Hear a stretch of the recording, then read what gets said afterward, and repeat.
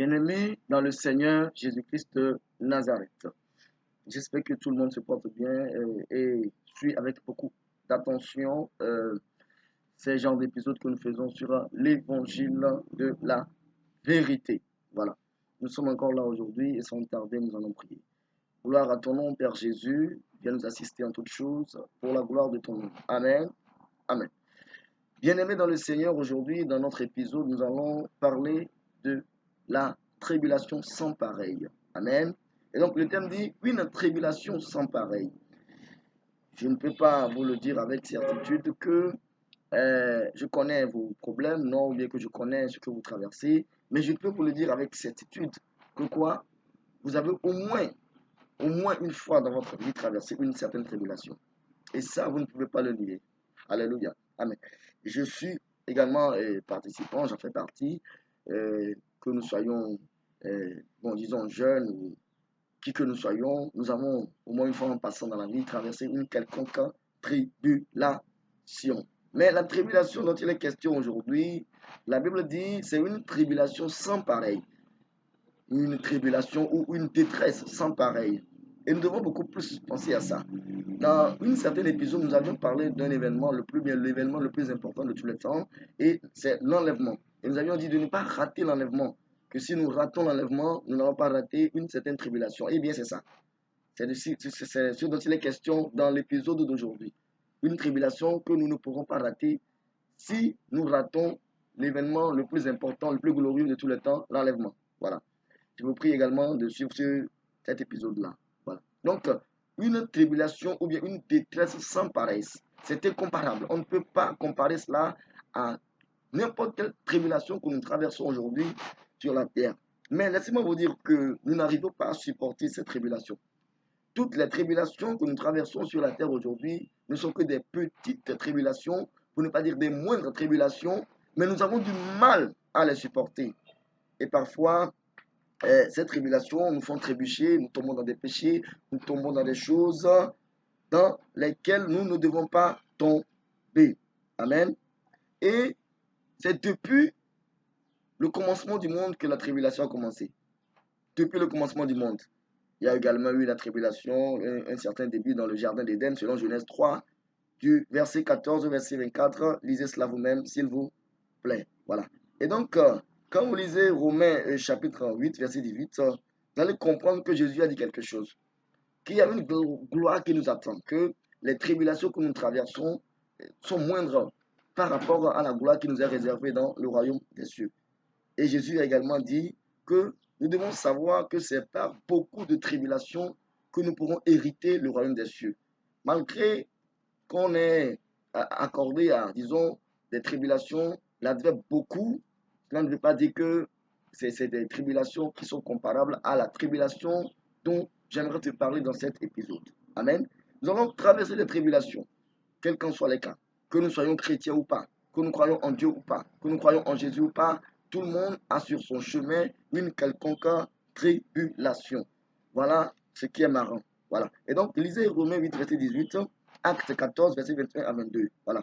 Jésus lui-même dit dans Jean 16, verset 33, vous aurez des tribulations dans le monde, mais prenez courage, j'ai vaincu le monde. Et c'est forcé.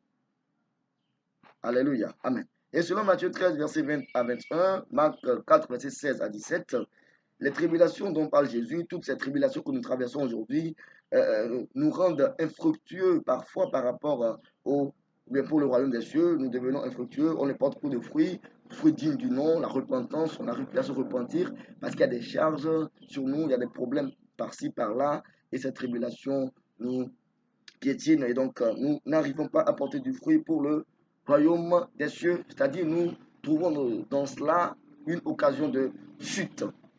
Mais comme l'a dit Jésus, nous devons prendre courage parce qu'après toutes ces petites tribulations, une certaine gloire nous attend dans les cieux, dans le royaume des cieux. Alléluia.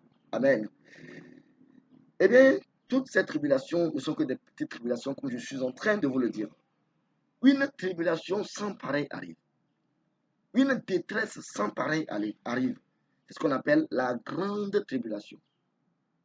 Je sais que certains en ont une fois entendu parler au moins. La grande tribulation. Voilà comment on l'appelle. On l'appelle la grande tribulation. Et nous devons éviter cela.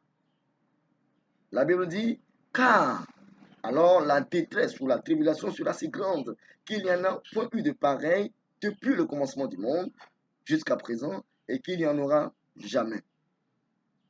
Quand je considère ce verset dans Matthieu 24, verset 21, ce passage, Matthieu 24, verset 21 que je viens de lire, quand je considère cela, je me dis que la grande tribulation est plus grande que l'enfer. Parce que l'enfer est aussi une sorte de tribulation, mais on dit que la grande tribulation n'a plus son pareil. Alléluia. Même bien avant l'arrivée de la grande tribulation, il n'y avait pas son pareil. Au temps où elle va exister, il n'y aura pas son pareil. Même après son existence, il n'y aura pas son pareil. Waouh! Pourquoi ne pas échapper à cette tribulation en enlèvement? Que le Seigneur nous aide. Si tu écoutes ce message, tu me suis, sache que tu as encore l'occasion. Moi aussi qui te parle, j'en fais partie. Je dois tout faire pour échapper à la grande tribulation. Que le Seigneur nous bénisse. Apocalypse 13, verset 7 à 17. Lisez cela et vous comprendrez que ça ne sera pas facile lors de la grande tribulation. Il y aura cette histoire de la marque. Vous connaissez bien ces choses. Mais seulement, il y en a qui ne savent pas le poids. Ils ne connaissent pas le poids de cette tribulation. C'est pourquoi ils sont en train de s'amuser avec le feu. Mais Jésus t'appelle. Jésus veut t'enlever avant ce mauvais moment-là. Gloire à Dieu. Alléluia. Il y aura le nom de la bête, la marque de la bête, le nom de son nom. Tout ça, c'est la même chose. Et donc, avant d'accéder à quelque chose, en ce temps de la grande tribulation, il va falloir avoir accès à la marque d'abord. Voilà. Avant d'accéder à tout ce qui pourra être utile à l'homme, en ce temps-là, il va falloir avoir la marque d'abord. Que le Seigneur nous aide. Et donc, la grande tribulation, si vous n'avez pas pu prendre part à l'enlèvement et vous voulez avoir part à la grande tribulation, et autrement dit, vous vous retrouvez bizarrement dans la grande tribulation, vous avez remarqué que les gens sont partis à l'enlèvement, je vous donne un conseil. Évitez de prendre la marque. Jusque-là, il n'y a pas encore la marque. Là, actuellement, je vous parle, la marque n'est pas là. Ce ne sont que des signes, ce ne sont que ce qu'on peut appeler l'ombre de la marque. Voilà. Donc, s'il arrivait que vous n'avez pas pu vous apprêter, vous n'avez pas reçu Jésus, vous n'avez pas marché honnêtement comme en plein jour, comme on l'avait dit dans l'épisode intitulé l'événement le plus important de tous les temps, s'il arrivait que vous avez raté cet événement, l'enlèvement, ne prenez pas la marque pendant la grande tribulation.